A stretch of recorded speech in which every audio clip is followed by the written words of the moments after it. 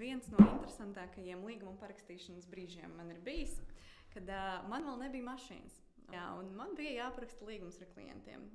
Viņi man saka, jautā, vai es varētu atbraukt pie viņiem uz ofisu un uzraksta man adresi. Un es paskatos, kur atrodas tas ofis, viņš atrodas pie lidostas. Es domāju, ok, aizbraukšu ar autobusu, viss kārtībā, tik daudz es varu.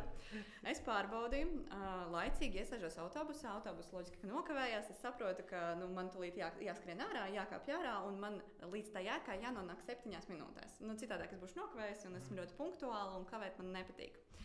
Es sagaidu, kad atbrauc autobusu, aizbraucu, izkāpju no autobusa, un saprotu, ka tā adrese ir nekurienes vidū. Es esmu pļavas vidū.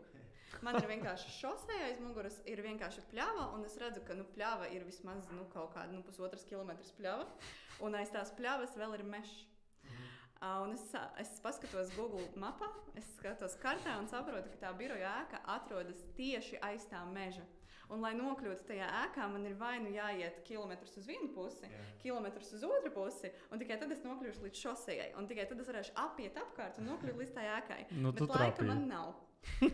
Labākais, ko es varēju izdomāt, iet pāri pļavai. Es biju uz skaistā kleitā, augstupējuši kurpēs. Un es skrēju pa to pļavu ar dokumentiem. Es aizskrienu, es izskrienu no tā mežiņa un atopos stāvlaukumā pie 2 zolīdiem džekiem, vīriešiem, uzvalkos ar ļoti dārgas mašīnas. Es pieskrienu pie viņiem, saku, jūs uz līguma parakstīšanu? Viņi tādi, jā, es iedodu viņiem līgumus, viņi paraksta, un es ielicu atpakaļ mežā.